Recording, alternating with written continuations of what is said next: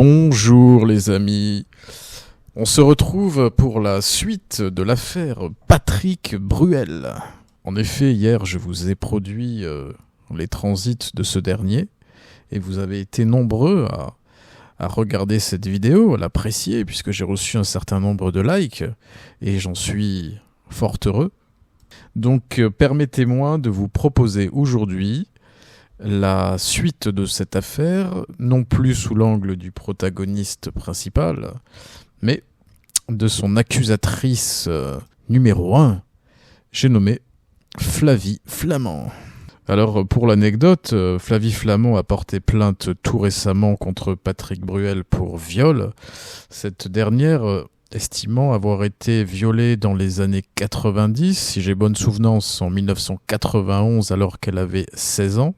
Et bien que sa mémoire soit confuse puisqu'elle invoque un blackout qui a fait que elle ne se souvenait de rien si ce n'est qu'au moment où elle s'est réveillée, Patrick Bruel était en train de reboutonner son pantalon et elle avait fait état de cet état de fait lors d'une interview quelques années auparavant en disant qu'elle avait été violée une première fois à 14 ans par David Hamilton, puis une deuxième fois quand elle avait 16 ans, soit 2 ans après, par une célèbre personnalité dont elle ne voulait pas à ce moment-là révéler l'identité, en disant, peut-être de manière prophétique, que tôt ou tard viendrait son heure. Il semble que son heure soit venue, et nous allons voir ce que ces transits en disent.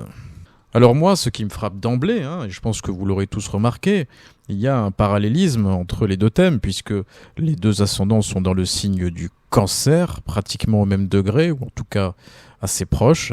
Donc mécaniquement, on retrouve les mêmes maisons, et donc les mêmes transits finalement, puisque l'ascendant est l'ossature du thème, et que dès lors qu'un signe est à l'ascendant, mécaniquement, tous les autres signes sont placés dans les mêmes maisons. Donc voilà, le thème de Patrick Bruel et Flavie Flament en termes de transit sera fortement ressemblant. Alors vous vous souvenez sans doute qu'hier je vous ai dit que Uranus était dans la maison 12 de Patrick Bruel, et bien là forcément il se retrouve dans la même position, à ceci près qu'il touche un point extrêmement important de son thème qui est Vénus. Vénus en maison 12. Et donc Vénus c'est quoi ? Eh bien c'est la vie affective, ce sont les sentiments amoureux, ce sont le charme, la séduction, les goûts personnels, les goûts culturels, les goûts artistiques, etc. Et là, on voit que Vénus se trouve en maison 12 dans le signe des Gémeaux. Ah, les Vénus en maison 12, ça, on n'a pas labré là-dessus, notamment sur celle de François Mitterrand. Qu'est-ce que ça évoque ? Eh bien, ça évoque, bien sûr, une vie secrète, une vie amoureuse cachée. La maison 12 est aussi la maison des épreuves, donc ça évoque aussi des épreuves sur le plan amoureux, sur le plan affectif, et Dieu sait si Flavie Flament en a fait état depuis des années, dans ses livres, dans ses interviews, à se répandre un peu partout dans la presse pour raconter ses misères. Je ne lui reproche pas, elle a le droit de le faire. C'était juste pour insister sur symbolique de la maison 12 qui est très parlante ici. Donc, qu'est-ce que vient faire ce grand dieu puissant Ouranos ? Il chatouille de près Vénus, puisqu'il est à peu près, je dirais, à 6 degrés, donc dans l'orbe de la conjonction. Eh bien, il vient mettre en lumière, il vient révéler, c'est son rôle premier, de révéler eh bien, les choses cachées, en rapport avec sa vie amoureuse. C'est aussi la sexualité, Vénus, c'est le significateur général de la sexualité, avec Pluton, bien sûr, mais c'est pas le même type de sexualité. Pluton, c'est la sexualité violente, c'est la sexualité instinctive, c'est la sexualité archaïque. Vénus, c'est plus la sexualité amoureuse, la sexualité tendre, je dirais. Elle est enrobée d'une couche d'affectivité. Alors que Pluton, c'est la sexualité animale, à l'état brut, c'est la sexualité de l'acteur porno, vous voyez. Et puisque nous parlons de Pluton, eh bien, Vénus fait un trigone à Pluton dans le thème. Mais forcément, Uranus vient toucher Pluton par aspect de trigone puisqu'il est sur sa Vénus natale. Donc, conclusion, il révèle à la fois, si on fait une combinaison des deux, il révèle des choses cachées par la maison 12, de nature affectivo-sexuelle par Vénus, et quelque chose de plus, je dirais, glauque, quelque chose de plus marécageux avec Pluton. Et donc, qu'est-ce que c'est? Vous l'aurez compris, eh bien, ce sont des faits de nature sexuelle illicite. Pluton gouverne aussi cette zone obscure de l'âme humaine. Et on voit également que par le jeu d'analogie, Vénus est le significateur général de la vie amoureuse et sexuelle, mais la maison 5, dans laquelle se trouve Pluton, au natal, représente également le domaine de la vie amoureuse. Donc j'ai envie de vous dire, si on peut faire un peu d'humour, que mettre Pluton dans la maison 5 des amours, c'est un petit peu comme mettre un taureau en rut dans un salon de thé, quoi. On va très vite passer des odeurs de parfum bon marché à des odeurs de phéromones, vous voyez. On va suinter la transpiration là-dedans, quoi. Que dire d'autre? Oui, après, Jupiter se trouve dans la maison 1, comme chez Bruel d'ailleurs. Oui, c'est un facteur de chance, assurément, mais en tous les cas, il est beaucoup moins, je dirais, porteur que le Jupiter de Patrick Bruel qui se trouvait sur son Mars natal. Mars, comme je vous l'expliquais, présente la manière dont il se bat, et puis en plus il représentait ses soutiens, puisque Mars était le maître de la maison 11, donc la maison des appuis, la maison des amis. Là on voit dans ce thème que Jupiter, bon à part le carré à Uranus en maison, à l'Uranus natal en maison 5, il ne fait pas grand chose, il sort de la conjonction du triptyque Mercure-Saturne-Soleil. Bon, certes il est dans sa maison 1, donc il la protège sans aucun doute sur un plan personnel, il y a une petite aide, mais je le vois beaucoup moins actif dans cette carte-là.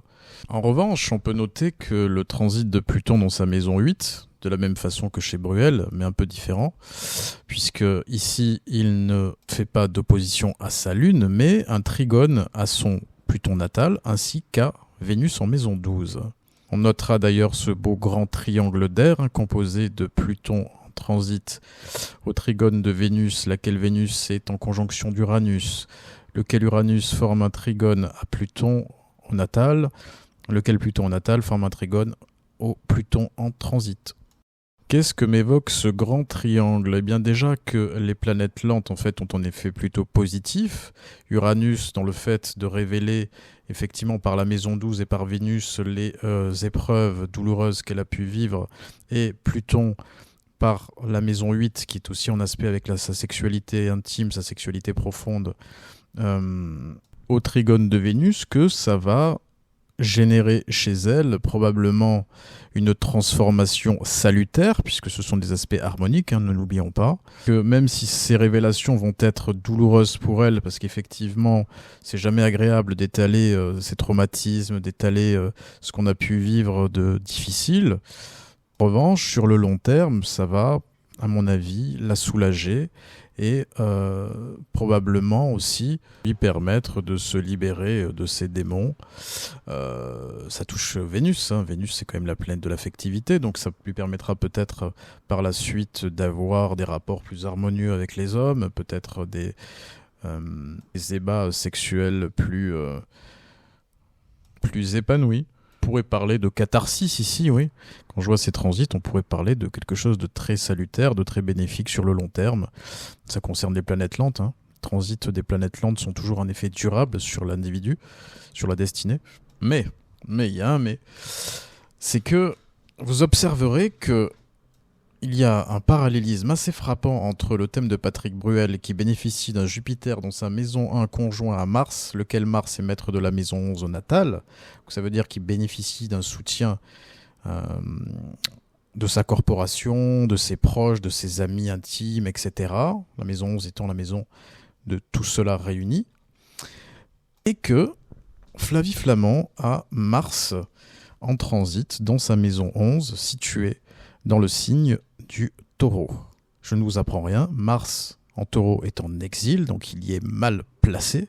Dans la maison 11, donc la maison des appuis, la maison des groupements, etc., ça peut dénoter des attaques de certains on va dire, du clan Bruel, hein, de ses amis, de ses ex-compagnes, de ses avocats, etc., etc. Et d'ailleurs, ça a déjà commencé, hein, je vous mets à l'écran un article, enfin, en tout cas un extrait d'article que je m'en vais vous lire tout de suite. Quand les proches de Flavie Flament révèlent une autre version. Elle en parlait comme d'une jolie aventure. Choqués, les proches de Flavie Flament volent au secours de Patrick Bruel après sa plainte pour viol. L'exact opposé de ce qu'elle racontait. Voilà, c'est clair, hein, ça montre bien en fait que ce Mars dans sa maison 11 va provoquer des remous, va provoquer des attaques contre elle de la part de certains groupements, y compris de son propre camp à elle. C'est ça qui est dramatique dans cette histoire, c'est qu'elle va être attaquée de toutes parts, traitée de menteuse, traitée d'affabulatrice, etc., etc. C'est le sens de ce Mars en 11 en exil, hein. Ce qui va aussi dans le même sens que son Saturne en bélier, donc il se trouve en chute, du Saturne en transit dans le signe du bélier, donc il se trouve en chute puisque son exaltation est dans le signe de la balance, qui fait un carré à son soleil et à Saturne, qui réactive du même coup sa conjonction soleil-Saturne au natal. Donc c'est un aspect de frustration, c'est un aspect d'isolement, c'est un aspect de froid affectif, peut-être d'un manque d'appui, d'un manque de soutien. Donc il se peut que Flavie Flament, enfin en tout cas c'est mon interprétation, qu'elle va passer, et ça a déjà commencé, un moment de solitude, un moment effectivement de combat, d'attaque, qu'elle va recevoir des attaques, ça c'est une certitude, elle en reçoit déjà, mais que, in fine, ce beau grand triangle d'air des planètes lentes à sa Vénus natale, à mon avis, vont provoquer sûrement quelque chose de salutaire et de bénéfique sur le long terme, surtout quand même qu'elle a aussi des soutiens, il ne faut pas tout noircir non plus. Ce qu'on appelle la sororité, hein, toutes ces femmes qui se liguent entre elles pour dénoncer le machisme, dénoncer les agresseurs sexuels, etc., etc. Et d'ailleurs, je parlais de sororité, regardez, c'est parlant à l'écran, puisque nous avons Vénus, Lune, qui encadre l'ascendant. Donc on voit, ce sont les deux planètes féminines par excellence, qui représentent la mère, la sœur, les femmes en général. Donc on voit qu'elles bénéficient d'un soutien extrêmement puissant de la part de ces groupements féministes. Donc voilà, elle est loin d'être seule dans ce combat. D'ailleurs, elle a pris position pour défendre un groupement qui était déjà établi de femmes qui avaient déjà témoigné, qui avaient déjà porté plainte pour certaines, etc. Donc voilà, elle est loin d'être seule. Mais le clan Bruel, comme je l'ai démontré hier à travers ces transits, est aussi extrêmement puissant, extrêmement mobilisé, extrêmement actif. On voit son avocat se déplacer un peu partout sur les plateaux télé. On voit ici une ex-compagne témoignant en sa faveur. Là, un ami de longue date ou un acteur connu plaider en sa faveur, dire qu'il n'a jamais vu de comportement déplacé chez lui, etc., etc. Donc ça va être ardu. Ça va être ardu, ça va être un combat de longue haleine. Vous savez que dans ce genre d'affaires, ça peut prendre extrêmement longtemps, puisque ce sont des faits qui, pour beaucoup, seront prescrits, qui datent d'il y a plus de 20 ans ou 30 ans. On se souvient de l'affaire PPDA, où dans la plupart des cas de plaintes déposées contre lui, la plupart ont été classés sans suite. Non, une grande majorité d'abord a été classée, a été non reçue puisque prescrite. Sur 90 plaintes, il y en a peut-être 60, 70, voire 80 qui ont été abandonnées pour cause de prescription. Et une autre partie a été classée sans suite, restant au final que 2, 3, 4 ou 5 plaintes qui vont être examinées par la suite par la justice. Et à mon avis, ça donnera lieu à un non-lieu, faute de preuves. S'attendre un petit peu à la même fin pour Patrick Bruel. Ah oui, c'est très difficile à établir un viol, surtout un viol qui a 20 ans. Hein. Comment voulez-vous établir un viol ? C'est déjà difficile d'établir un viol quand il a eu lieu 1 heure auparavant. Il faut des traces de sperme, etc. Il faut des... corps, ça suffit pas, puisque s'il n'y a pas d'aveu, c'est parole contre parole.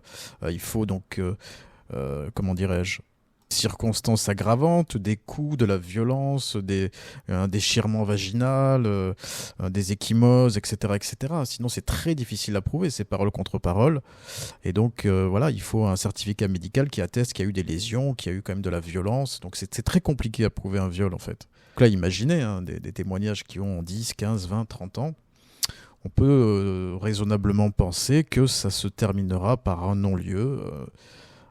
Bien que les choses ont été évoluées, la loi a été évoluée, la jurisprudence fait que maintenant on peut des fois, il arrive, c'est rare, mais il arrive que des personnes soient condamnées sans preuve, ce qu'on appelle un faisceau de présomption, un faisceau de témoignages qui se recoupent, qui s'appuient mutuellement pour effectivement parfois condamner la personne, mais ça reste quand même assez rare.